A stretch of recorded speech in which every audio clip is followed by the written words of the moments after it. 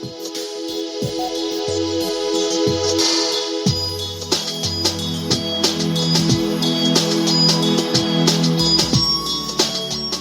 ready to sit back, relax, and open your mind.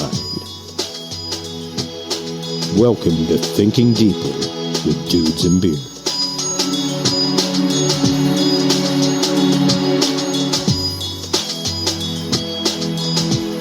Well, hello everybody, and welcome once again to Thinking Deeply with Dudes and Beer. I am Chris Jordan, your host. And today on Thinking Deeply, we are going to be talking about friendships. So often in life, we take our friends for granted. We don't really take the time to give them the appreciation that they deserve. And so many times we have unhealthy friendships. And I guess, a lot of that boils down to people not really realizing the difference between friend and acquaintance, things like that, people focusing on bad things instead of focusing on the right stuff. So whenever we come back from this message from our sponsor, we are actually going to get into the concept of friendship, what that's all about, and how we can do our best to have the best possible friendships we can in our life. Right after this message from our sponsor. Hey, are you a musician? Do you play guitar, bass, or synthesizers? Are you a studio engineer looking for that different sound? Well, fret no longer. Austin Hot Mods is there for you. From Boss to Ibanez, DoD to EHX and more, Austin Hot Mods provides over 50 different modifications and customizations to some of the most popular guitar pedals on the market, from vintage to modern. So if you're looking for that boutique custom sound on a Craigslist budget, look no further. Contact Austin Hot Mods today and mention that you heard it here on the Dudes and Beer podcast for 5% off your first guitar pedal modification. Visit them online at austinhotmods.com. Texas owned and operated and home of the Mod of the Month deal. That website again is austinhotmods.com. And we are back. Well, how's everybody doing? Friends, how are you? Friend, what does that mean? What does friendship mean,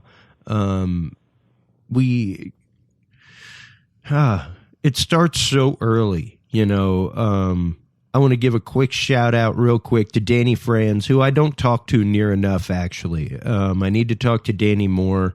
I love Danny, and I love Danny for one reason. Danny Franz is literally my oldest friend in the world. I am 41 years old, and I have known Danny Franz since I was in kindergarten. There are not many people I can say I have known since kindergarten that are my friend and not just an acquaintance. I have a lot of acquaintances. I graduated with hundreds and hundreds of people and knew most of them, knew most of my graduating class. They were acquaintances to me. Amongst friends, I had like five. I had like five friends. Shout out, really, my best friend in the world is my brother Randy, other than my wife, of course.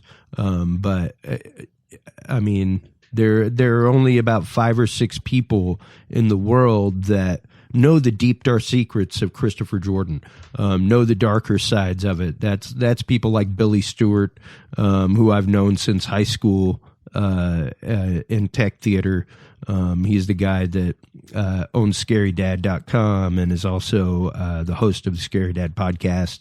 There's my wife, there's my brother, there's the Harry Christians, those of you who know who they are, the HC behind HC Productions, and,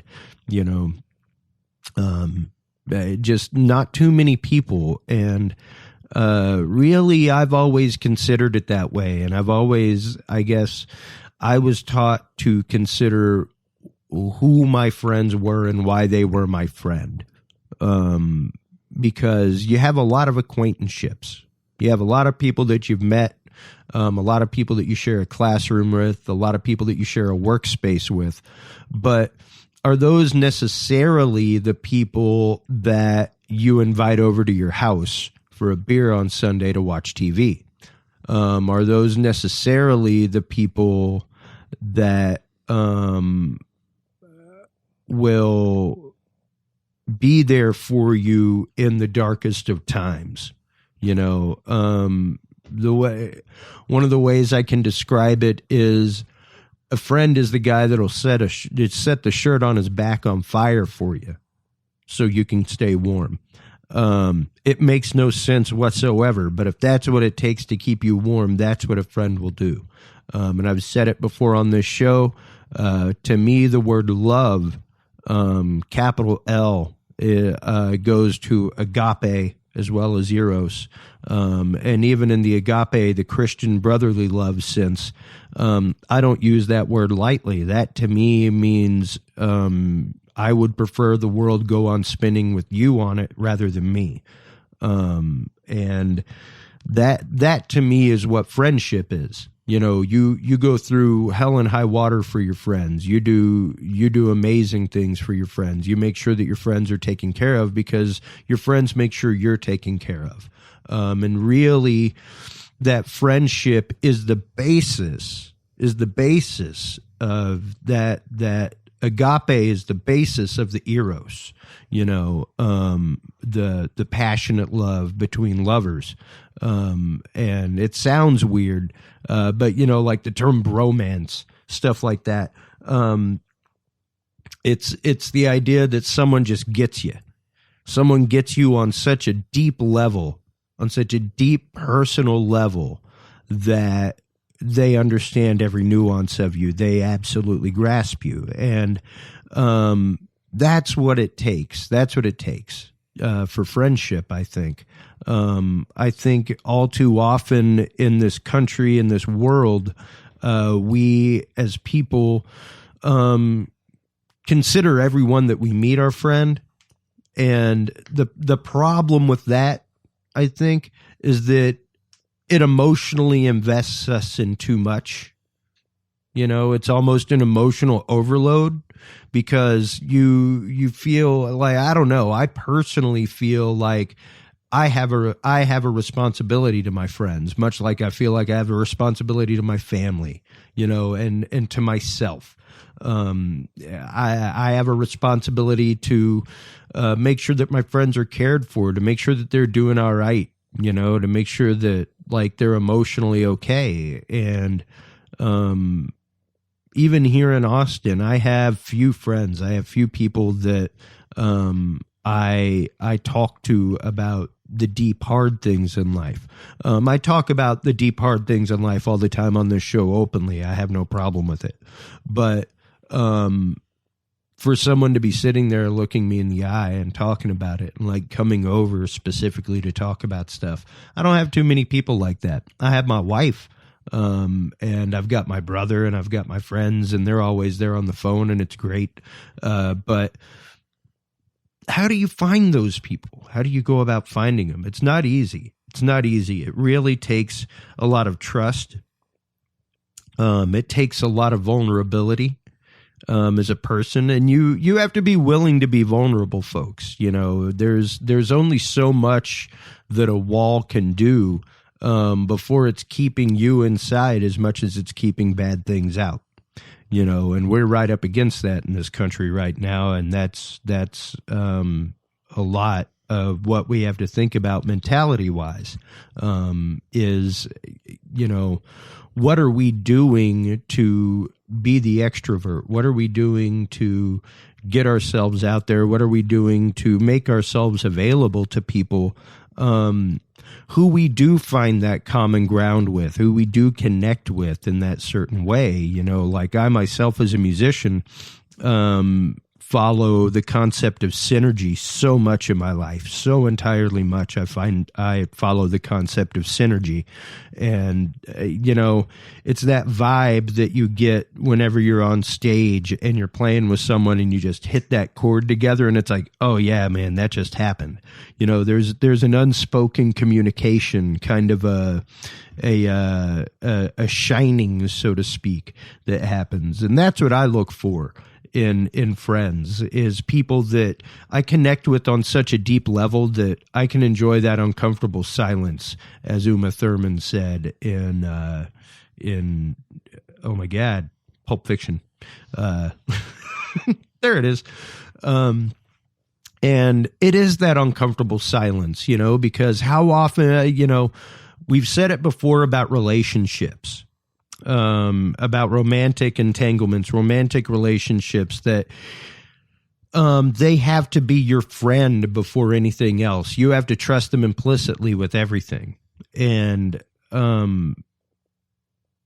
for me, that comes down to we have to be open to failure. We have to be open enough to put something out there and have it rejected, number one. And we also have to make sure that we're also considering other people's feelings and emotions. We can't necessarily be finding a friend just because they befit our needs. There's a give and a take. There's an ebb and flow that goes on with friendship, that goes on with a relationship. And,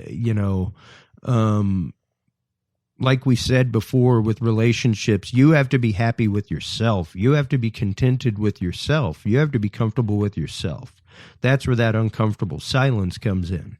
Because if you can't be comfortable with yourself during an uncomfortable silence, like if you can't be in a quiet house by yourself and just enjoy your own company and be happy and be a fulfilled person, how is that vibe going to feel when you're in a room with somebody and everything's quiet and there's no like everybody else has left the room and it's just you and them? How's that going to make them feel? Is that going to make them feel comfortable? Probably not. Probably not. That vibe will probably make them feel a little oogie, So you have to be comfortable in your own skin. You have to be comfortable with yourself as a person and with where you're going, what you're doing in life. And so much of that makes perfect sense if you really stop and think about it. It's not really anything that you have to put a whole lot of effort into thinking about. But what you do have to do is consider the fact that are we looking for that? Are we actively leaving ourselves open to that? Are we actively leaving ourselves the room to think about that and to feel for that moment when we are talking with people? So many of us are afraid of attachment. We are afraid of that commitment that it takes to be involved with someone else. And yeah, I said commitment. I said the C word, man, because friendship is a commitment. Friendship is a promise. Friendship is the fact that you will be there for someone. And, it's not just like, oh, yeah, we're going to go out Friday and then plans come up, life happens, and you can't be there Friday. That's not what I'm talking about, all right? If somebody drops plans, that doesn't mean that they're not your friend, people, okay? Life happens, things happen. I have to cancel plans on people. Good God, I have to cancel plans on my wife all the time because somebody will call up and be like, hey, what are you doing Tuesday? We just went the other day, Valentine's Day, to go out and see the baby again on the ultrasound and hear the heart. And we made the next doctor's appointment. We looked at the calendar. She was like, oh, you're going to be in Houston for 2 weeks on work. Let's make it for after that.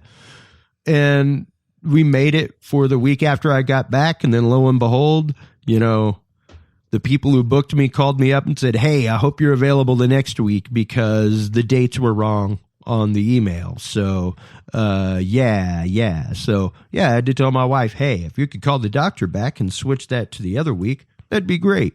Like literally within hours. Within hours of the two happening of each other, we had to change plans. That doesn't mean that I'm not committed to her. That doesn't mean that I'm not committed to our relationship. That means life happened. All right. And that's what we have to remember. Life happens. If someone cancels plans, that doesn't mean that they aren't interested as being friends. Now, we have to make sure, like I said, that we're comfortable with ourselves. We have to make sure that, we are doing everything we can to be there as friends for people, and they'll be there for us, and people, here's my thing. I've said it before. I have an issue with wanting to help people. There's sometimes people I don't even know, and that's okay. That's okay. It's not a bad thing, but it can definitely be a bad thing. All right. It can take over. You can do too much for other people and actually start enabling them. You have to be careful not to help people with their bad habits when you're a friend.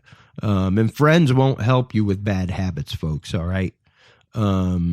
Friends won't help you with bad habits. If you're trying to straighten your life up and get a job and do what's right in your life, and a friend just keeps you partying and doing other stuff, guess what? Not a friend. That is a social acquaintance who you happen to share an addiction or something like that with, or a predilection in life with.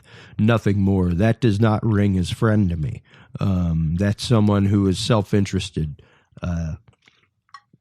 So you've got to look out for that, and you've got to look out for doing that with people. You've got to look out for feeding into people's bad habits yourself. And I'm not saying be preachy or anything like that, but hey, if you happen to notice that your buddy, that you drink a couple nights a week with, drinks like 5-6 nights a week, pretty hard, or at least like with some regularity, like a 6-pack a night, like 6 days a week, 4 or 5 days a week. That might be a little much, and hey, there's nothing wrong with saying that, especially if it starts to like affect work, especially if it starts to affect life. So that's what friends do. We care about each other. And it's literally the fact of, hey, I love you. I'm worried about you. Are you doing all right? And I've had to do that with a friend here recently where it's like, hey man, are you doing okay? Everything going all right? And just call up and check up on him, make sure he's doing okay. But I have to be careful with people because I will literally give every ounce of my energy to them. And then that leaves nothing for me. And that led me to bad places in life. And I had friends who tried to help me. I had friends who reached out, and I refused their help. And fortunately, they are still my friend. Fortunately, they're still my friend. And that's how I know that they're my friends, because there I was in the midst of that. They reached out to help me, and even though I refused the help, even though Chumpy don't want the help, Chumpy don't get the help, they were still there for me afterward. And that's what's important. That's the unconditional love. That's the agape, the Christian love that has to exist in a friendship. That with romantic relationships, it starts there and then moves forward. And you don't have to be Christian to have that version of agape. You don't have to be Christian to have that mutual respect, love for somebody, to want to take care of them, to want to be there for them, to want to be a good friend.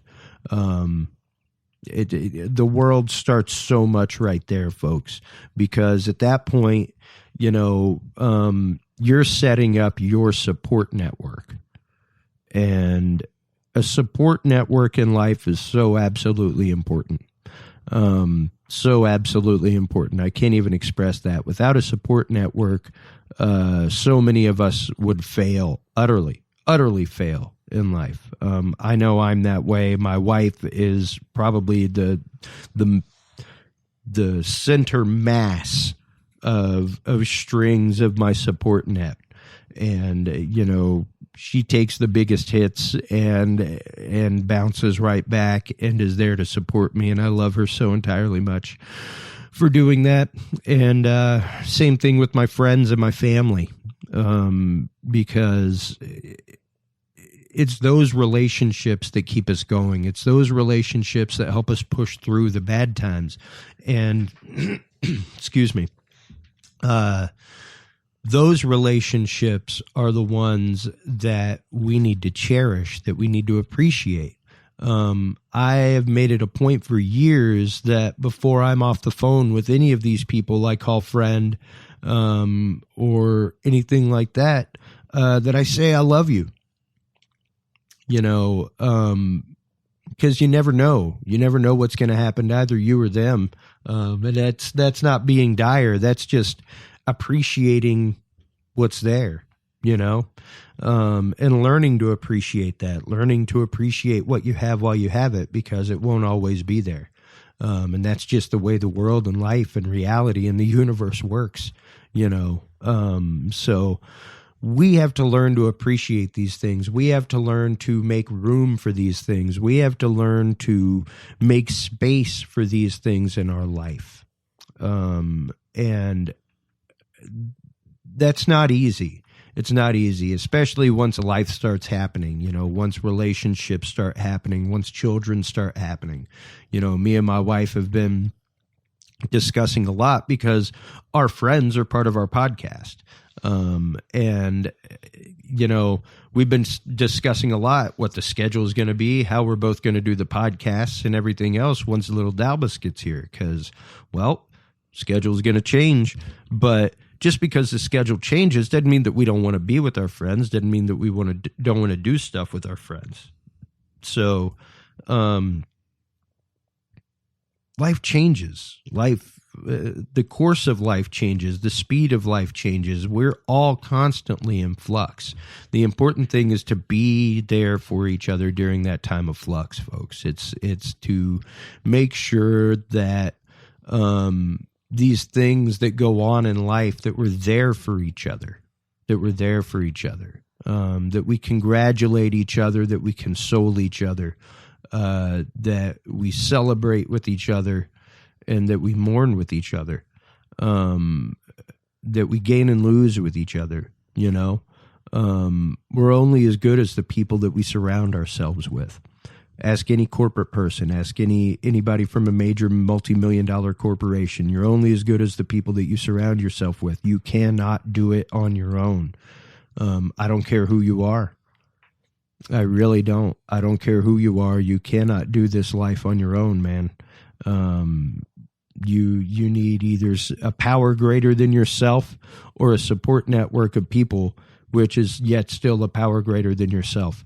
You need something outside yourself to depend on, because left to our own devices,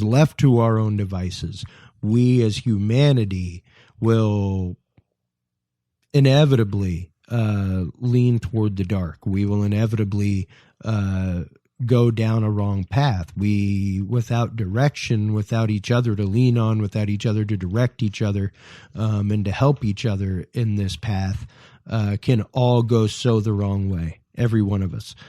So keep your eyes open, everybody. Take care of yourselves. Take care of each other. Make sure that what you're doing is good for yourself so that it's good for your friend. All right. Make sure that you're taking care of your friendships, that you're actively caring about them, that you're trying to be closer to them, that you're trying to be closer in friendship and in time and in space. And until next time, everybody, once again, take care of yourselves, take care of each other. Love you guys. Bye-bye.